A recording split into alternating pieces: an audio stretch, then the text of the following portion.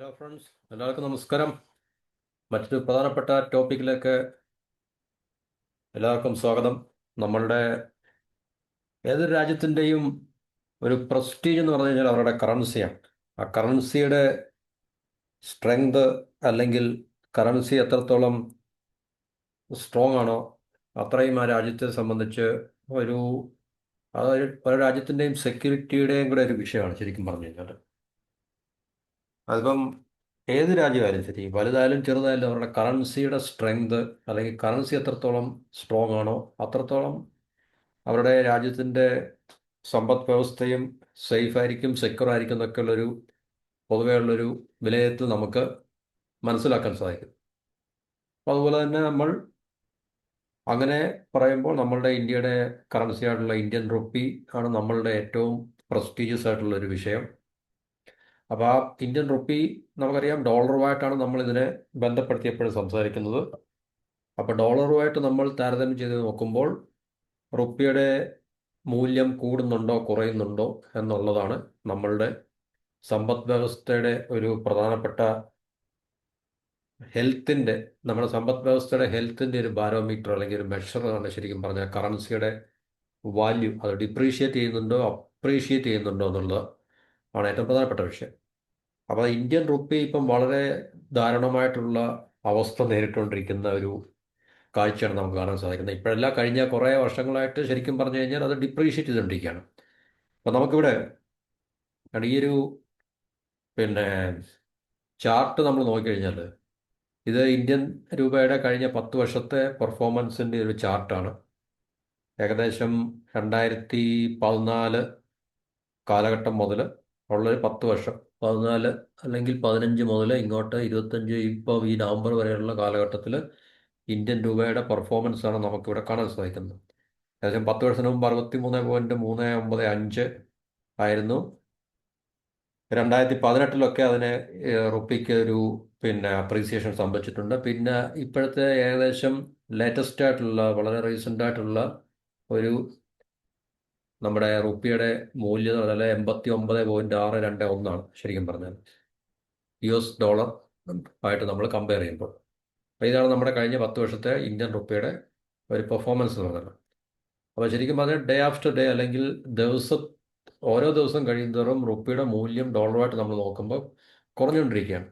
ഇപ്പോൾ ഏഷ്യയിലെ ഏറ്റവും മോശം പെർഫോമൻസ് കാഴ്ചവെക്കുന്ന ഒരു കറൻസിയും കൂടാണ് ഇന്ത്യൻ റുപ്പി എന്ന് പറയുന്നത്. പ്രത്യേകിച്ച് നമ്മളുടെ കോമ്പറ്റീറ്റർ ആയിട്ടുള്ള ചൈനയുടെ യുവാനുമായിട്ടും അതുപോലെ തന്നെ ഇന്തോനേഷ്യയുടെ റുപ്പിയായിട്ടൊക്കെ താരതമ്യപ്പെടുത്തി നോക്കുമ്പോൾ നമ്മുടെ കറൻസിയെക്കാളിലും വളരെ ബെറ്റർ ആയിട്ടുള്ള പെർഫോമൻസ് ആണ് ഈ പറഞ്ഞ കറൻസിയൊക്കെ തന്നെ. ഏകദേശം ഈ കലണ്ടർ ഇയറിൽ, അതായത് ജാനുവരി 2025 മുതൽ ഇപ്പോഴത്തെ ഈ നവംബർ അവസാനം വരെ 26 ഏകദേശം 4.3% ഇടിവ് അല്ലെങ്കിൽ ഡിപ്രീസിയേഷന്, മൂല്യശോഷണം നമ്മുടെ റുപ്പിക്ക് ഡോളറിനെതിരെ സംഭവിച്ചിട്ടുണ്ട്. അപ്പോൾ ഏഷ്യയിലെ ഏറ്റവും മോശപ്പെട്ട പെർഫോമൻസ് കാഴ്ചവെച്ചുകൊണ്ടിരിക്കുന്ന ഒരു കറൻസിയാണ് ഇന്ത്യൻ റുപ്പി. ഒരുപക്ഷെ ഈ അടുത്ത സമീപ ഭാവിയിൽ തന്നെ 90ലേക്ക്, എന്നുവെച്ചാൽ ഒരു ഡോളറിന് 90 രൂപ എന്നുള്ള ആ ഒരു അവസ്ഥയിലേക്ക് റുപ്പി ഇന്ത്യൻ രൂപ മൂക്കുകുത്താനുള്ള അല്ലെങ്കിൽ സ്ലൈഡ് ചെയ്യാനുള്ള സാധ്യത വളരെ കൂടുതലാണ്. അമേരിക്കയുമായിട്ടുള്ള ട്രേഡ്, വ്യാപാര ബന്ധങ്ങൾ നമുക്ക് മെച്ചപ്പെടുത്താൻ സാധിച്ചില്ലെങ്കിൽ ഇത് സംഭവിക്കും എന്നുള്ളതാണ് പല അനലിസ്റ്റും അല്ലെങ്കിൽ പല എക്സ്പേർട്സും, ഫോറിൻ എക്സ്ചേഞ്ചുമായിട്ട് ബന്ധപ്പെട്ട എക്സ്പേർട്സും ഒക്കെ തന്നെ നമ്മളെ ഓർമ്മിപ്പിക്കുന്നുണ്ട്. ചൈനയുടെ യുവാനും ഇന്തോനേഷ്യയുടെ റുപ്പിയായിട്ടൊക്കെ കമ്പയർ ചെയ്യുമ്പോൾ അവർ വളരെ ബെറ്റർ ആയിട്ടുള്ള പെർഫോമൻസ് ആണ്. പക്ഷെ നമുക്ക് ഈ ജപ്പാൻ്റെ കറൻസി ആയിട്ടുള്ള യെന്നും സൗത്ത് കൊറിയയുടെ കറൻസി ആയിട്ടുള്ള വൺ ഇതുമായിട്ടൊക്കെ ബന്ധപ്പെടുത്തി നോക്കുമ്പോൾ നമ്മൾ അവരെക്കാളിലും, കാരണം ജപ്പാൻ്റെ കറൻസിയും സൗത്ത് കൊറിയയുടെ കറൻസിയൊക്കെ വളരെ പുവർ പെർഫോമൻസ് ആണ് കുറച്ച് കാലമായിട്ട്. അപ്പോൾ അവരൊക്കെ വളരെ സ്ട്രക്ചറലി വളരെ വീക്ക് കറൻസിയാണ്.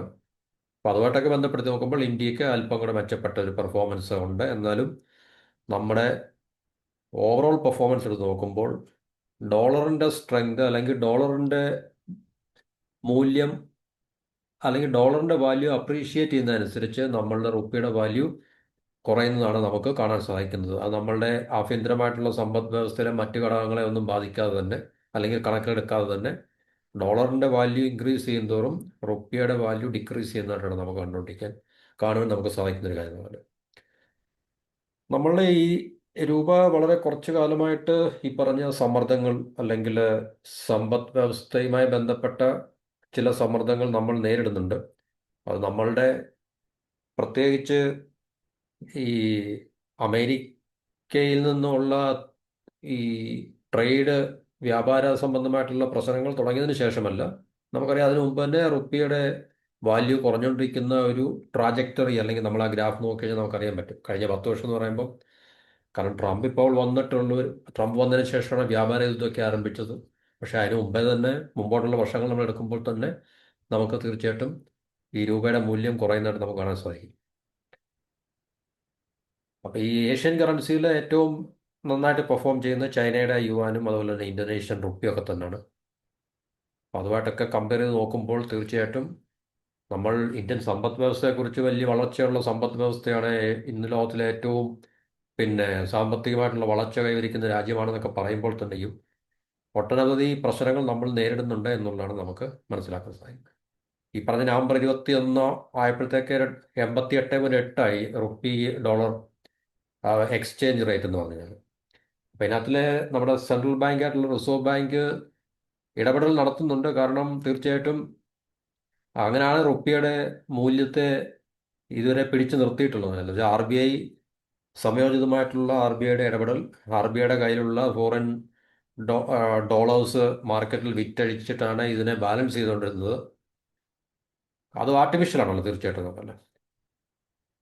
അതുപോലെ തന്നെ ഏകദേശം ഈ പറഞ്ഞ ആഴ്ചയിൽ 89.22 രൂപ ഒരു ഡോളറിന് എന്നുള്ള നിലയിൽ എത്തുകയും ചെയ്തിട്ടുണ്ട്. ഡോളർ കഴിഞ്ഞ് 2 മാസക്കാലമായിട്ട് ഏകദേശം 3.6% വർധനവുണ്ടായിട്ടുണ്ട്. അപ്പോൾ അത് മറ്റ് പല കറൻസികളുടെ മുകളിൽ വലിയ സമ്മർദ്ദം ചെലുത്തിട്ടുണ്ട്. അതിൻ്റെ ഫലമായിട്ട് ഇന്ത്യൻ കറൻസിക്കും ഈ പറഞ്ഞ ഡിപ്രീസിയേഷൻ സംഭവിച്ചിട്ടുണ്ട്. അപ്പോൾ ഇന്ത്യക്ക് രണ്ട് പ്രശ്നങ്ങളാണ്, രണ്ട് ഷോക്കാണ് ശരിക്കും പറഞ്ഞാൽ ഇപ്പോൾ നമ്മൾ നേരിടുന്നത്. ഒന്ന്, US-ൻ്റെ ഭാഗത്തു നിന്നുള്ള ടാരിഫ്. അപ്പോൾ അതിൻ്റെ ഫലമായിട്ട് നമുക്ക് ഒത്തിരി എക്സ്പോർട്ട് നഷ്ടപ്പെട്ടിട്ടുണ്ട്. അതുപോലെ തന്നെ ഈ മെറ്റൽ പ്രൈസിൽ, ഹൈ പ്രഷ്യസ് മെറ്റൽ പ്രൈസസ് എന്ന് വെച്ചാൽ ഗോൾഡ് മുതലായിട്ടുള്ള ഈ ലോഹങ്ങളുടെ, അല്ലെങ്കിൽ പിന്നെ പ്രഷ്യസ് ആയിട്ടുള്ള മെറ്റൽസിൻ്റെ പ്രൈസ് കൂടിയതും ഇന്ത്യയെ സംബന്ധിച്ച് വലിയൊരു തിരിച്ചടിയായിട്ട്, ഇന്ത്യൻ കറൻസിയുടെ മുകളിൽ ഭയങ്കരമായിട്ടുള്ള സമ്മർദ്ദം ഉണ്ടാക്കുന്ന ഒരു സംഗതികളായിട്ട് നിലനിൽക്കുന്നുണ്ട്. അത് ഈ നമുക്കറിയാം, ഇപ്പോൾ ആഗോളപരമായിട്ട് ഈ ട്രംപ് വന്നതിന് ശേഷം ഏർപ്പെട്ടിട്ടുള്ള ടാരിഫുകൾ, പല രാജ്യങ്ങളുടെ മുകളിൽ ഏർപ്പെടുത്തിയ ടാരിഫുകളും, അതുപോലെ തന്നെ പല ജിയോ പൊളിറ്റിക്കലായിട്ടുള്ള കാരണങ്ങളും ഒക്കെ കൊണ്ടുതന്നെ. കാരണം യുദ്ധങ്ങൾ പലയിടത്തും നിലനിൽക്കുന്നുണ്ട്. യുദ്ധസമാനമായിട്ടുള്ള സാഹചര്യങ്ങൾ, ഇന്ത്യ ഉൾപ്പെടെയുള്ള രാജ്യങ്ങൾക്ക് തന്നെ യുദ്ധസമാനമായിട്ടുള്ള സാഹചര്യങ്ങൾ നേരിടുന്നുണ്ട്. അപ്പം ആഗോള രാഷ്ട്രീയവും അതുപോലെ തന്നെ ആഗോള സമ്പദ് വ്യവസ്ഥയൊക്കെ തന്നെ വളരെ, എന്താണ് പറയുന്നത്, വോളറ്റൈലായിട്ടുള്ളൊരു ഒരു എന്താണ് പറയുന്നത്, ഒരു പ്രദേശമായി മാറിക്കഴിഞ്ഞതിൻ്റെ അടിസ്ഥാനത്തിൽ സാമ്പത്തികമായിട്ടുള്ള പ്രശ്നങ്ങൾ എല്ലാ രാജ്യവും നേരിടുന്നുണ്ട്. തീർച്ചയായിട്ടും ഇന്ത്യക്ക് മുകളിൽ ഏർപ്പെട്ടിട്ടുള്ള ടാരിഫ് കാരണം ഇന്ത്യക്ക് ഒത്തിരി എക്സ്പോർട്ട് നഷ്ടപ്പെടുകയും, ആ എക്സ്പോർട്ടിൽ കൂടെ നമുക്ക് ഉണ്ടാക്കാൻ കഴിയുന്ന, പ്രത്യേകിച്ച് അമേരിക്കൻ മാർക്കറ്റിലാണ് പറഞ്ഞത്, എക്സ്പോർട്ടിൽ കൂടെ നമുക്ക് ഉണ്ടാക്കിയെടുക്കാൻ കഴിയുന്ന ഡോളറിൻ്റെ അളവും ഒത്തിരി കുറഞ്ഞത് റുപ്പിയുടെ മുകളിൽ വല്ലാത്ത സമ്മർദ്ദം ചെലുത്തുകയും റുപ്പിയെ അത് ഡിപ്രീഷിയേറ്റ് ചെയ്യാൻ കാരണമായിട്ടുണ്ട് എന്നുള്ളതാണ് നമുക്ക് മനസ്സിലാക്കാൻ സാധിക്കുന്നത്. അതുപോലെ തന്നെ ഈ ട്രംപിൻ്റെ രണ്ടാമത്തെ വരവോടുകൂടി 50% ടാരിഫ് ഇന്ത്യയുടെ മുകളിൽ ഏർപ്പെടുത്തി. അപ്പോൾ അത് ഏകദേശം ഒക്ടോബറിൽ തന്നെ 41.7 ബില്യൺ ഡോളറിൻ്റെ ട്രേഡ് ഡെഫിസിറ്റ് തന്നെ നമുക്ക് വ്യാപാര കമ്മി ഉണ്ടാക്കി വെച്ചിട്ടുണ്ട്. അപ്പോൾ ഈ വ്യാപാര കമ്മി ഉണ്ടാക്കുക എന്ന് പറഞ്ഞാൽ അത്രയും ഡോളർ നമുക്ക് നഷ്ടമായിട്ടുണ്ടോ, അല്ലെങ്കിൽ പ്രത്യേകിച്ച് അമേരിക്കയിലുള്ള ട്രേഡിൽ നമുക്ക് ഇപ്പോൾ എക്സ്പോർട്ട് നല്ല രീതിയിൽ പോയിക്കൊണ്ടിരിക്കുകയാണെങ്കിൽ നമുക്ക് തീർച്ചയായിട്ടും നമ്മുടെ വിപണിയിലേക്ക്, അല്ലെങ്കിൽ നമ്മുടെ സമ്പദ് വ്യവസ്ഥയിലേക്ക് നമുക്ക് കൂടുതൽ ഡോളർ ലഭ്യമാകുന്നത് റുപ്പിയെ പിടിച്ചു നിർത്താൻ കാരണമാകുമായിരുന്നു. പക്ഷേ എക്സ്പോർട്ടുകൾ നഷ്ടപ്പെടുന്നത് കൊണ്ട് ഡോളറിൻ്റെ ഒഴുക്കും മാർക്കറ്റിലേക്ക്, അല്ലെങ്കിൽ സമ്പദ് വ്യവസ്ഥയിലേക്ക് ഇല്ലാതെ റുപ്പിക്ക് കൂടുതൽ, എന്താണ് പറയുന്നത്, റുപ്പിയെ കൂടുതൽ ഡിപ്രീഷിയേറ്റ് ചെയ്യാൻ അത് കാരണമായിട്ടുണ്ട് എന്നുള്ളതാണ് അനലിസ്റ്റ് നമ്മളെ ഓർമ്മിപ്പിക്കുന്നത്. ശരിക്കും പറഞ്ഞു കഴിഞ്ഞാൽ ഈ നമ്മൾ നേരത്തെ പറഞ്ഞ ഈ ടാരിഫും അതുപോലെ തന്നെ ഹൈ പ്രഷ്യസ് മെറ്റൽ പ്രൈസ് എന്ന് വെച്ചാൽ ഗോൾഡിൻ്റെ വില കൂടിയത്, അതിൻ്റെ ഇമ്പോർട്ട് ശരിക്കും പറഞ്ഞു കഴിഞ്ഞാൽ ആൾക്കാർ ചില വ്യക്തിപരമായിട്ടും അല്ലെങ്കിൽ വ്യാപാരപരമായിട്ടും ഒക്കെ തന്നെ ഗോൾഡിൽ കൂടുതൽ ഇൻവെസ്റ്റ്മെൻറ്റ് അത് നടത്തുവാനുള്ളൊരു വഴിത്തിരിവായിട്ടുണ്ട്. അപ്പം ഗോൾഡിൽ ഇൻവെസ്റ്റ്മെൻറ്റ് നടത്തുക എന്ന് പറയുമ്പം കൂടുതൽ ഗോൾഡ് നമ്മൾ ഇമ്പോർട്ട് ചെയ്യാൻ കാരണമായിട്ടുണ്ട്. അപ്പോൾ കൂടുതൽ ഗോൾഡ് ഇമ്പോർട്ട് ചെയ്യുക എന്ന് പറഞ്ഞു കഴിഞ്ഞാൽ നമ്മുടെ ഫോറിൻ റിസർവിൽ നിന്നും ഡോളർ പുറത്തേക്ക് ഒഴുകുകയും തന്മൂലം നമ്മുടെ സമ്പദ് വ്യവസ്ഥയിൽ നിന്ന് ഡോളറിൻ്റെ അളവിൽ വ്യത്യാസം ഉണ്ടാകുകയും ചെയ്തിട്ടുണ്ട്, കുറവ് വരികയും ചെയ്തിട്ടുണ്ട്. അപ്പോൾ അത് റുപ്പിയുടെയും ഡോളറും തമ്മിലുള്ള ബാലൻസിനെ ബാധിക്കുകയും തീർച്ചയായിട്ടും റുപ്പിയെ ഡിപ്രീഷിയേറ്റ് ചെയ്യാനും കാരണമായിട്ടുണ്ട്. അത് ഏകദേശം ഈ 200% ഒക്ടോബറിൽ തന്നെ 200% ഗോൾഡിൻ്റെ ഡിമാൻഡ് വർദ്ധിച്ചിട്ടുണ്ട്. ഗോൾഡിൻ്റെ ഡിമാൻഡ് വർദ്ധിച്ചത് ഏകദേശം നമുക്ക് ഏതാണ്ട് $14.72 ബില്യൺ ഇമ്പോർട്ട് നമ്മൾ ചെയ്തിട്ടുണ്ട്. അപ്പോൾ അത് തീർച്ചയായിട്ടും $14.72 ബില്യൺ ഇമ്പോർട്ട് ചെയ്യാന്ന് പറഞ്ഞാൽ നമ്മുടെ സമ്പദ് വ്യവസ്ഥയിൽ നിന്ന്, വിപണിയിൽ നിന്നും ഇത്രയും ഡോളർ പ്രധാനമായിട്ടും നമുക്ക് പിന്നെ ഔട്ട്ഫ്ലോ, നമ്മുടെ രാജ്യത്തുനിന്ന് പുറത്തേക്ക് ഇത്രയും ഡോളർ ഒഴുകുന്നതിൻ്റെ ഒരു കാരണം കൂടി കണക്കിലെടുത്താണ് നമ്മുടെ ഈ റുപ്പിക്ക് ഇപ്പോൾ ഇത്രയും ഫാസ്റ്റായിട്ടുള്ള സ്ലൈഡ് അല്ലെങ്കിൽ ഡിപ്രീസിയേഷൻ സംഭവിക്കുന്നത്. കാരണം നമ്മുടെ സമ്പദ് വ്യവസ്ഥയിൽ കൂടുതൽ ഡോളർ ഉണ്ടെങ്കിൽ, കൂടുതൽ ഡോളർ ലഭ്യമാണെങ്കിൽ തീർച്ചയായിട്ടും റുപ്പിയും ഡോളറും തമ്മിലുള്ള ഒരു എക്സ്ചേഞ്ച് റേറ്റ് അല്ലെങ്കിൽ വിനിമയ നിരക്ക് ബാലൻസ് ചെയ്ത് നിൽക്കും. ഉള്ള ഡോളർ നമ്മുടെ സമ്പദ് വ്യവസ്ഥയിൽ നിന്ന് പുറത്തേക്ക് പല കാരണങ്ങൾ കൊണ്ട് ഒഴുകി പോവുകയാണെങ്കിൽ, ഔട്ട്ഫ്ലോ ഉണ്ടാകുകയാണെങ്കിൽ തീർച്ചയായിട്ടും അത് റുപ്പിയുടെ വാല്യൂവിനെ ബാധിക്കും എന്നുള്ളതാണ് നമുക്ക് ഈ പറഞ്ഞ കാരണങ്ങൾ കൊണ്ട് മനസ്സിലാക്കാൻ സാധിക്കുന്നത്. അതുപോലെ തന്നെ സ്റ്റോക്ക് മാർക്കറ്റിൽ വിദേശ നിക്ഷേപകർ നിക്ഷേപിച്ചിട്ടുള്ള പണങ്ങളൊക്കെ പിൻവലിച്ചത് പോവുകയാണ്. അതും റുപ്പിയുടെ, അപ്പോൾ തീർച്ചയായിട്ടും ഡോളർ പുറത്തേക്ക് ഒഴുകാൻ കാരണമായിട്ടുണ്ട്. അപ്പോൾ അത് റുപ്പി ഡോളർ വിനിമയ നിരക്കിനെ വളരെ വല്ലാതെ ബാധിച്ചിട്ടുണ്ട്. കാരണം ക്യാപിറ്റൽ ഔട്ട്ഫ്ലോ എന്ന് പറയും. എന്നുവെച്ചാൽ പുറത്തേക്കുള്ള നമ്മുടെ വിപണിയിൽ നിന്നും അല്ലെങ്കിൽ നമ്മുടെ സമ്പദ് വ്യവസ്ഥയിൽ നിന്നും മൂലധനം പുറത്തേക്ക് ഇന്ത്യക്കുള്ളിലേക്ക് ഒഴുകി പോകുന്നത് കാരണമായിട്ടുണ്ട്. കാരണം ഈ ഫോറിൻ ഇൻസ്റ്റിറ്റ്യൂഷണൽ ഇൻവെസ്റ്റേഴ്സ്, വിദേശ നിക്ഷേപകർ നമ്മുടെ സ്റ്റോക്ക് മാർക്കറ്റിൽ നിന്ന് ഈ അവരുടെ നിക്ഷേപിച്ചിട്ടുള്ള പണം പിൻവലിച്ചപ്പോൾ, ആ പിൻവലിക്കുക എന്ന് പറയുമ്പം നമ്മുടെ മാർക്കറ്റിൽ നിന്നും അല്ലെങ്കിൽ നമ്മുടെ സമ്പദ് വ്യവസ്ഥയിൽ നിന്നും ഈ പറഞ്ഞ ഡോളർ, മില്യൺസ് ഓഫ് ഡോളേഴ്സ് പുറത്തേക്ക് ഒഴുകാൻ കാരണമായി. അങ്ങനെ അത് റുപ്പിയായിട്ടുള്ള എക്സ്ചേഞ്ച് റേറ്റിനെ അത് വല്ലാതെ അനുകൂലമല്ലാത്ത രീതിയിൽ, പ്രതികൂലമായ രീതിയിൽ ബാധിക്കുകയും അങ്ങനെ റുപ്പി ഡിപ്രീഷിയേറ്റ് ചെയ്യാൻ കാരണമായിട്ടുണ്ട്. അതുപോലെ തന്നെ ഇന്ത്യയും അമേരിക്കയും തമ്മിലുള്ള ട്രേഡ് ഡീല്, വ്യാപാര കരാറ് താമസിക്കുന്തോറും ഇന്ത്യക്ക് നഷ്ടമാകുന്ന അമേരിക്കൻ മാർക്കറ്റും അതുവഴി നമുക്ക് ലഭ്യമാകേണ്ടിയിരിക്കുന്ന ഡോളറും ഒക്കെ തന്നെ ഈ റുപ്പിയുടെ വിനിമയ നിരക്കിനെ കൂടുതൽ ദുർബലപ്പെടുത്തിക്കൊണ്ടിരിക്കുകയാണ് എന്നാണ് നമുക്ക് മനസ്സിലാക്കാൻ സാധിക്കുന്നത്. അപ്പോൾ ഈ ട്രേഡ് ഡീല് വളരെ പെട്ടെന്ന് തന്നെ സംഭവിക്കുകയാണെങ്കിൽ പഴയ പോലെ തന്നെ ഇന്ത്യയും അമേരിക്കയും തമ്മിലുള്ള ട്രേഡ് നോർമലൈസ് ആകുകയും ഇന്ത്യക്ക് കൂടുതൽ ഉൽപ്പന്നങ്ങൾ അല്ലെങ്കിൽ ട്രേഡ് അമേരിക്കയിൽ നടത്താൻ സാധിക്കുന്നതിൽ കൂടെ കൂടുതൽ ഡോളർ നമ്മുടെ സമ്പദ് വ്യവസ്ഥയിലേക്ക് വരികയും അങ്ങനെ റുപ്പിയെ അത് കൂടുതൽ ശക്തിപ്പെടുത്താൻ സാധിക്കും എന്നുള്ള പ്രതീക്ഷയിലാണ്. അപ്പോൾ ഏകദേശം ഈ പറഞ്ഞ 2026 ആദ്യ പാദത്തിൽ തന്നെ റുപ്പി ഏകദേശം ഒരു 90-ൽ എത്താനുള്ള സാധ്യതയുണ്ടെന്നാണ് ഇതിൻ്റെ ഈ മാർക്കറ്റിനെ കുറിച്ച് വിശകലനം ചെയ്യുന്നവരും പഠിക്കുന്നവരും അല്ലെങ്കിൽ എക്സ്പേർട്ടായിട്ടുള്ള ആൾക്കാരൊക്കെ പറയുന്നത്. ശരിക്കും പറഞ്ഞാൽ സിംഗപ്പൂരിൻ്റെ കറൻസിയിലുള്ള ഡോളർ, തായ്വാൻ്റെ dollar, Thailand baht, Malaysian ringgit, ഈ പറഞ്ഞ കറൻസിയൊക്കെ തന്നെ ഈ വർഷം ഡോളറുമായിട്ട് താരതമ്യപ്പെടുത്തുമ്പോൾ അവർക്ക് ഈ അപ്രീസിയേഷൻ ഉണ്ടായിട്ടുണ്ട്. അവരുടെ കറൻസികളെല്ലാം അവരുടെ മൂല്യം വർദ്ധിച്ചിട്ടുണ്ട്. പക്ഷേ ഇന്ത്യ പോലുള്ള രാജ്യത്താണ് ഏഷ്യയിലെ ഏറ്റവും മോശപ്പെട്ട കറൻസിയുടെ അല്ലെങ്കിൽ ഒരു പെർഫോമൻസാണ് ഇന്ത്യൻ റുപ്പി ഈ വർഷം പ്രത്യേകിച്ച് കാഴ്ചവെച്ചിട്ടുള്ളത് എന്നത് ശ്രദ്ധേയമായിട്ടുള്ള കാര്യമാണ്. അപ്പം അതുകൊണ്ട് നമുക്ക് തീർച്ചയായിട്ടും നമ്മുടെ ഈ ട്രേഡിലൊക്കെ ഉണ്ടായിട്ടുള്ള അന്തരം, കാരണം അമേരിക്കൻ വിപണി നമുക്ക് നഷ്ടപ്പെട്ടതും മറ്റ് ആഗോള രാഷ്ട്രീയ സാഹചര്യങ്ങളുടെ അടിസ്ഥാനത്തിലൊക്കെ തന്നെ ഗ്ലോബൽ എക്കോണമി ശരിക്കും പറഞ്ഞു കഴിഞ്ഞാൽ ഒരു റിസഷൻ, ഡിക്ലെയർഡ് ആയിട്ടുള്ള റിസഷൻ ഇല്ലെങ്കിൽ തന്നെയും ഒരു റിസഷൻ മൂഡിലാണ് ശരിക്കും പറഞ്ഞു കഴിഞ്ഞാൽ.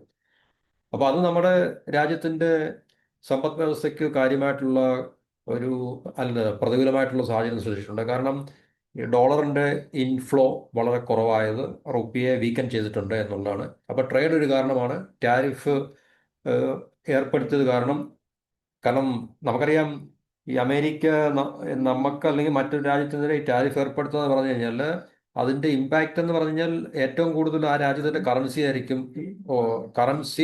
ഏറ്റവും കൂടുതൽ ബാധിക്കുന്നതാണ്.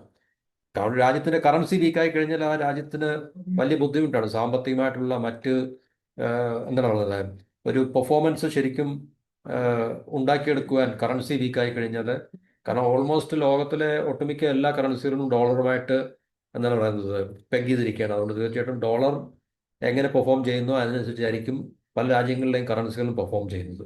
അപ്പം ഇന്ത്യക്ക് ഈ പറഞ്ഞ ഇതുപോലുള്ള പ്രതികൂലമായിട്ടുള്ള സാഹചര്യങ്ങൾ, ടാരിഫ്, അതുപോലെ തന്നെ മറ്റ് ടാരിഫ് കാരണം നമുക്ക് നഷ്ടപ്പെട്ട ട്രേഡ്, അതുണ്ടാക്കി വെച്ചിട്ടുള്ള ട്രേഡ് ഇംബാലൻസ്, ട്രേഡ് ഡെഫിസിറ്റ്, വ്യാപാര കമ്മി വ്യാപാര കമ്മി ഉണ്ടാക്കുക എന്ന് പറഞ്ഞാൽ നമുക്ക് ലഭിക്കേണ്ടിയിരുന്ന ഡോളറുകൾ നമുക്ക് ലഭിക്കാതിരുന്നു. അതുകൊണ്ട് നമ്മുടെ വിപണിയിൽ അല്ലെങ്കിൽ നമ്മുടെ സമ്പദ് വ്യവസ്ഥയിൽ ഡോളറിൻ്റെ ലഭ്യത വളരെ കുറവാണ്.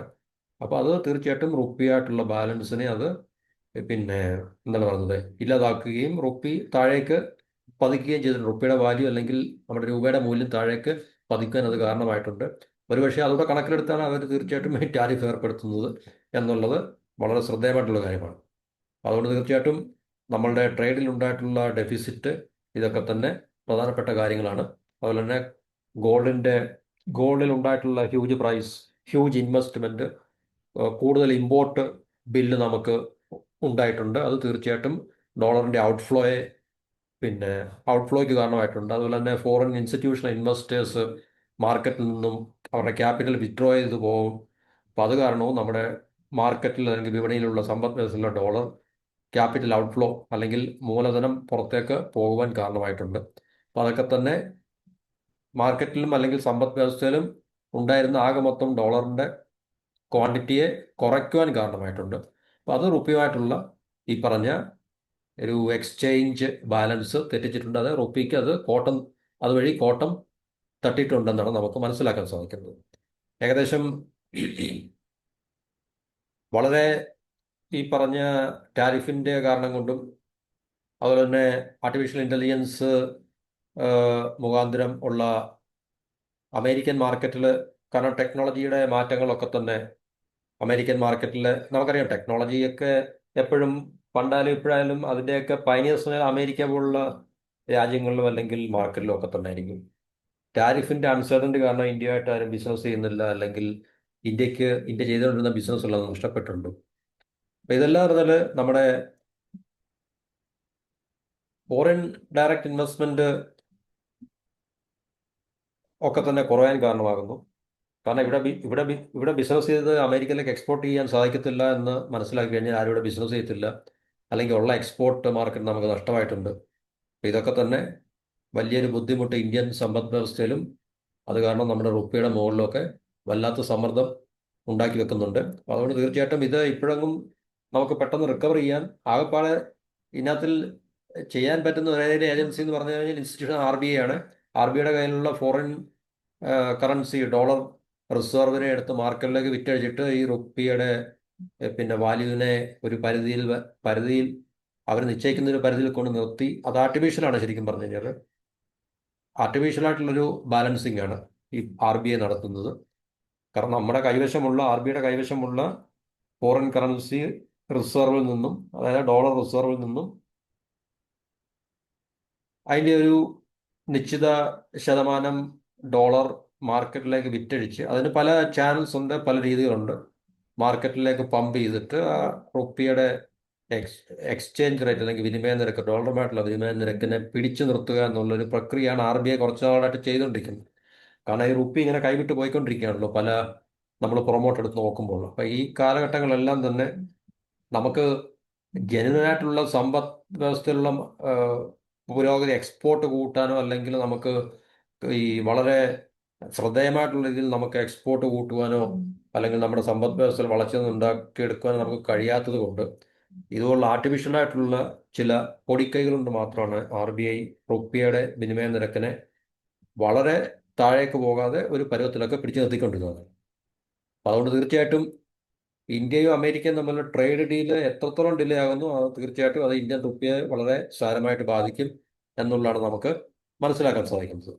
അതുകൊണ്ട് ഈ പറഞ്ഞ സമീപ ഭാവിയിൽ, പ്രത്യേകിച്ച് 2026 ആദ്യ ഭാഗത്തിൽ തന്നെ, അല്ലെങ്കിൽ ഒരു നമ്മുടെ ജാനുവരി ഫെബ്രുവരി മാർച്ച് ഈ ഒരു കാലഘട്ടത്തിൽ തന്നെ ഇന്ത്യൻ റുപ്പിയുടെ വിനിമയ നിരക്ക് ഡോളറുമായിട്ട് ഏകദേശം 90-ൽ എത്തിച്ചേരാനുള്ള സാധ്യതയുണ്ട് എന്നാണ് പൊതുവെയുള്ള വിലയിരുത്തൽ എന്ന് പറഞ്ഞു കഴിഞ്ഞാൽ. അപ്പോൾ അതുകൊണ്ട് തീർച്ചയായിട്ടും നമുക്ക് അത് നമ്മുടെ രാജ്യം, ആദ്യം പറഞ്ഞ പ്രസ്റ്റീജ് നമുക്ക് കാത്തു സൂക്ഷിക്കാൻ കഴിയാതെ വരിക എന്നുള്ളത് നമ്മളുടെ സമ്പദ് വ്യവസ്ഥയുടെ, അതിനെ മാനേജ് ചെയ്യുന്ന ആൾക്കാരുടെ ഒരു പരാജയമായിട്ടാണ് നമുക്ക്. മറ്റ് നമ്മളുടെ നിയന്ത്രണത്തിലല്ലാത്ത ചില ഗ്ലോബൽ ഈവൻസ് ഉണ്ട്, ജിയോ പൊളിറ്റിക്കൽ ഈവൻസ് ഉണ്ട്, അതൊക്കെ തന്നെ ശരി തന്നെ. പക്ഷേ എന്നിരുന്നാൽ തന്നെയും തീർച്ചയായിട്ടും നമുക്ക് എന്തുകൊണ്ട് വളരെ ഫ്രണ്ട്ലി ആയിട്ടുള്ള ഒരു രാജ്യമായിട്ട് നമുക്ക് പെട്ടെന്ന് ഇതുപോലുള്ളൊരു ബന്ധം മോശമാകേണ്ടി വന്നു? അതുവഴി നമുക്ക് നമ്മൾ ചെയ്തുകൊണ്ടിരുന്ന ട്രേഡ്, അല്ലെങ്കിൽ നമ്മൾക്ക് കിട്ടിക്കൊണ്ടിരുന്ന ട്രേഡ് നമുക്ക് നഷ്ടമായി എന്നൊക്കെ ഉള്ളത് നമുക്ക് തീർച്ചയായിട്ടും പുനർവിചിന്തനം ചെയ്യേണ്ട ഒരു കാര്യമാണ്. അപ്പോൾ തീർച്ചയായിട്ടും ഇന്ത്യൻ റുപ്പി താഴേക്ക് താഴേക്ക് പോയിക്കൊണ്ടിരിക്കുകയാണ്. ഇപ്പൊ 90-ൽ എത്തുക എന്ന് പറഞ്ഞു കഴിഞ്ഞാൽ, ഇപ്പൊ ഈ ഇതാണ്ട് ഈ നമ്മൾ ആദ്യം കാണിച്ച ഈ ഗ്രാഫ് തന്നെ നമ്മൾ നോക്കിക്കഴിഞ്ഞാൽ അറിയാം, 2014-15 കാലഘട്ടമാണ് ഇവിടെ ഈ ബിഗിനിങ് എന്ന് പറഞ്ഞു കഴിഞ്ഞാൽ. അപ്പൊ അവിടുന്ന് 63.395-ൽ നിന്നും സഞ്ചരിച്ചാണ് ഇപ്പോൾ ഏകദേശം ഈ 10 വർഷത്തെ കാലയളവിൽ 89.621-ൽ അല്ലെങ്കിൽ 89 അല്ലെങ്കിൽ 90-നടുത്ത് നമ്മൾ എത്തി എന്നുള്ള ഒരു കാഴ്ചയാണ് നമുക്ക് മനസ്സിലാക്കേണ്ടത്, അല്ലെങ്കിൽ മനസ്സിലാക്കാൻ കഴിയുന്നത്.